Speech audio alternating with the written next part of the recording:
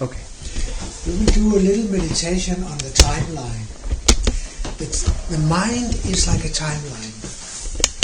One incident, one experience after the other, and this experience is influenced by the experience before. That's how it goes, like a timeline. And if something has happened in your life at a certain time, and you go before that, you may not know anything about it. I think timeline comes from the East. I think it has been used for freeing you from karma in this life and parabdha karma from the past lives. A very meditative, gentle, powerful method. And I'm just going to play a little bit with it with you so you have an idea what it is. But it's also what I want to show now and make you aware of now is these early life decisions that is on the timeline and influences all the other experiences that comes afterwards. So you keep your eyes closed. And I hope that you can follow me, but if you are very kinesthetic, then just try to feel what I say. If you're very auditive, just go with the thoughts. And if you're visual, you can of course see it in your inner eyes. Some people are very visual, some are very kinesthetic, and some are very auditive. So you have to just go along as much as you can.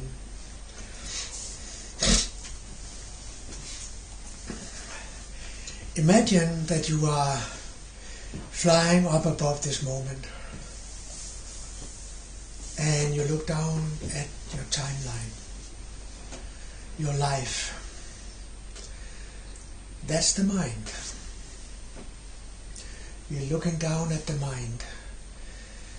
And the further up you go, the more free you become in a way of all of it, of all the dramas going on down there.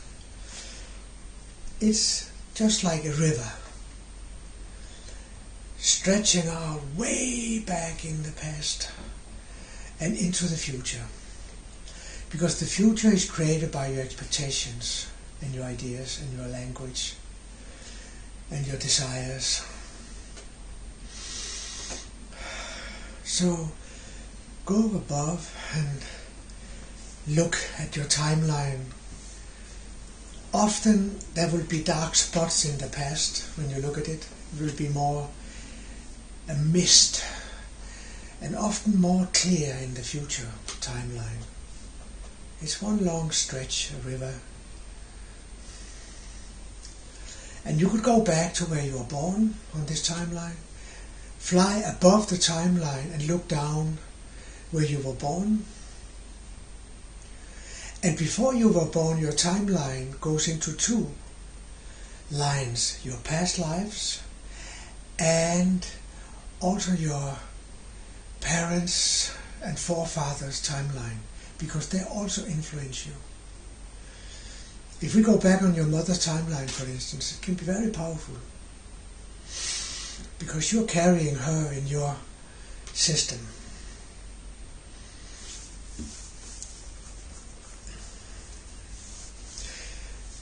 These days we don't work so much about the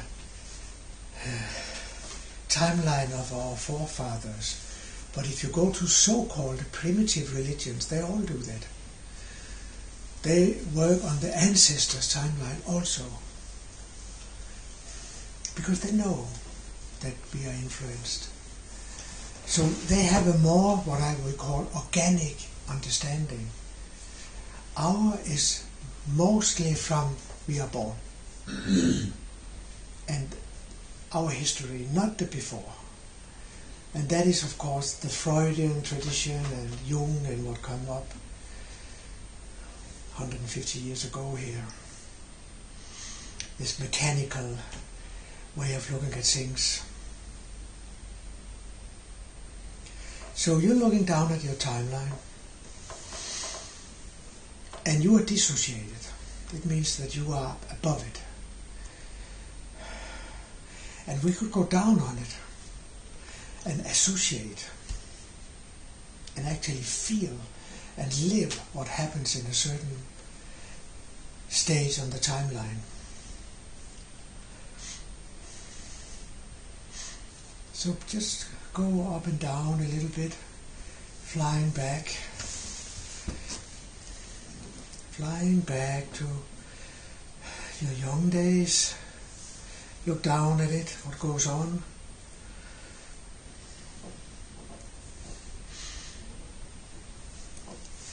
Go a little further back to your early days.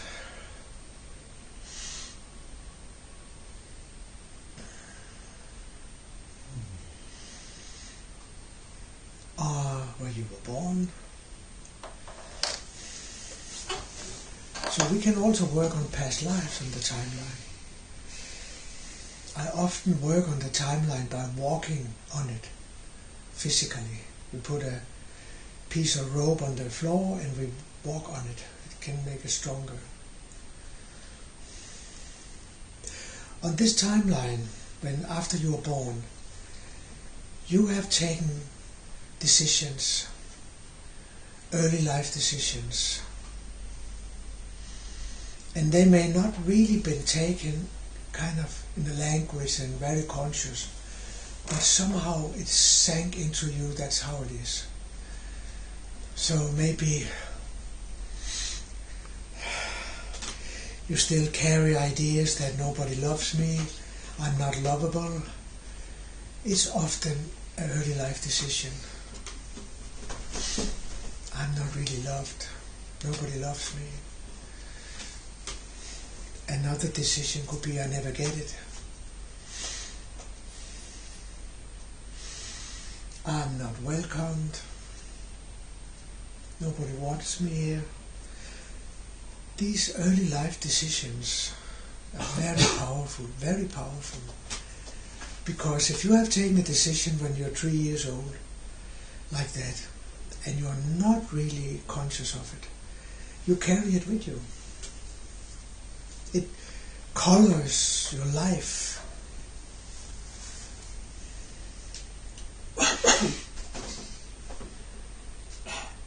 Until, of course, you start becoming really aware of it. So we will play a little bit with this today and tomorrow with these imprints, or early life decision they're called.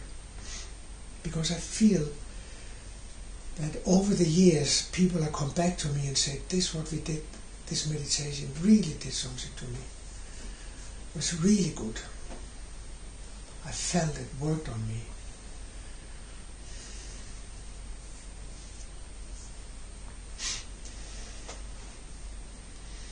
If you look into the future, it's often a light there, because somewhere deep down you know you will move into the light. So it's often seen as kind of a lightness.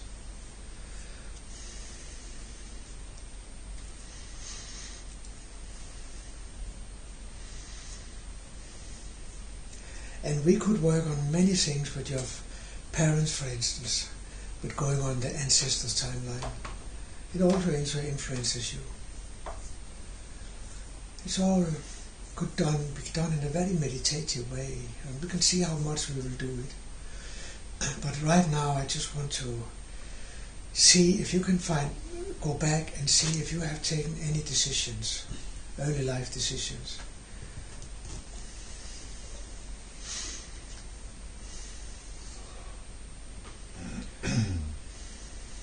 All the intention, all the, maybe if you're if you're the biggest one you have many sisters and brothers, you are the oldest, and most of the attention from the parents go to the younger ones. And you may take somehow a decision that nobody's really interested in me. Somehow. Nobody's really interested in me. And it goes with you. It goes with you. And the decision is of course taken in a moment of pain.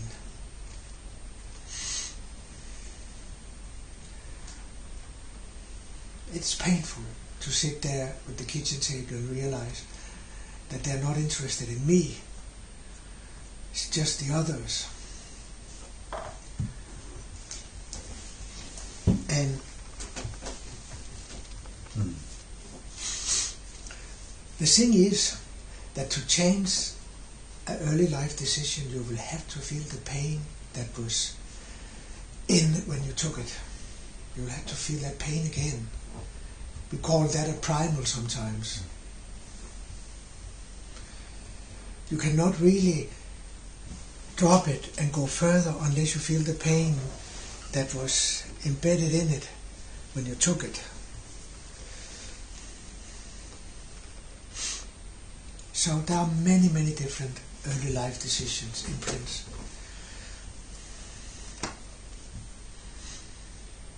Nobody loves me, really. I will never get it. I'm wrong, basically. See if you can feel something of that if you have any kind of decisions like that you still carry somehow. And if you have a decision that nobody really loves you, you will make sure that nobody loves you. Because if somebody really comes and loves you, you will feel all the pain that was created when you took this decision that you are not loved. So we will avoid it unconsciously because too much. And that's why you see often a relationship is a slaughterhouse, because all this stuff comes up when we start getting close, start getting into trust.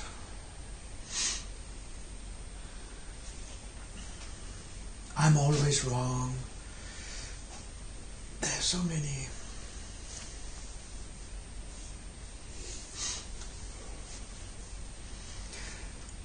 I was seen as a total failure in my childhood. Everybody was looking at me as a poor guy, because I had to go on the 3rd class in school twice. I failed,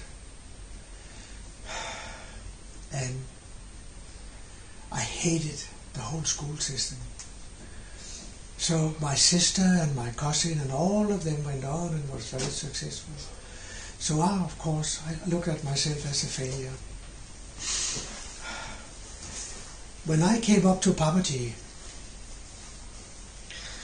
in 91, in the autumn, and I had a meeting with him, he said to the people around him that this guy is very special. And they came and told me, and what do you think happened to me? I totally collapsed. I cried and I cried. Because it was, of course, wonderful, but it was also mirroring all my pain about the past. A guy like Poverty could say to me that I'm special. My God. It was really... So I just give it as an example that when we meet these early life decisions, there are very, very, very many feelings, very strong. And of course we meet it in life all the time. And that's, we ask the question, how come I never find somebody who loves me? Really? How come that I can never succeed in ba ba ba ba ba? But we are creating it.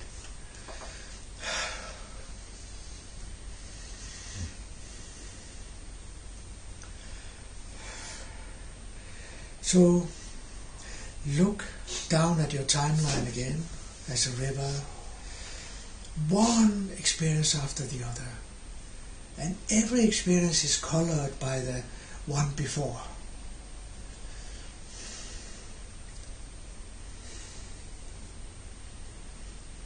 And that's why, if we can go back in time, I totally agree with Freud, that if we can go back in time and have some of the earliest kind of deep experiences, it will free all the rest. That's the importance of going back early, to the very early childhood. And these decisions is in a way taken very innocently. We are not really, it just goes into one very deeply. But that's how it is. Nobody really respect me. Nobody really care for me. I will never make it.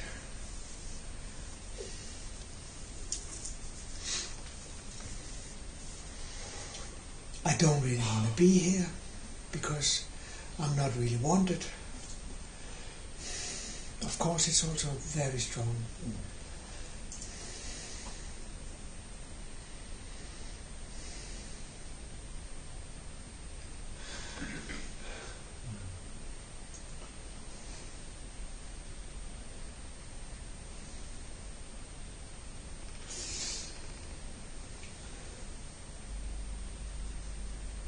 I learned this timeline from the NLP, from Ted James, a guy who lived in Hawaii. And he was a lot together with the Kahuna healers in Hawaii. Kahuna healers. So I'm sure he picked it up from them. But he brought it into the NLP system somehow, even though it's very different. But I spent some time with him in America and learned it. And I use it in my way now. But remember, it's all the mind, this timeline. You are beyond the timeline. You are the witness of it. You are creating it. But you are not the timeline, really. So maybe we just get a few feedbacks and what people experience here. Can maybe somebody has to share, or can share some experience, some imprint. Yeah. You have a good one? I'm not going to work with you now, I'm just going to hear a little bit.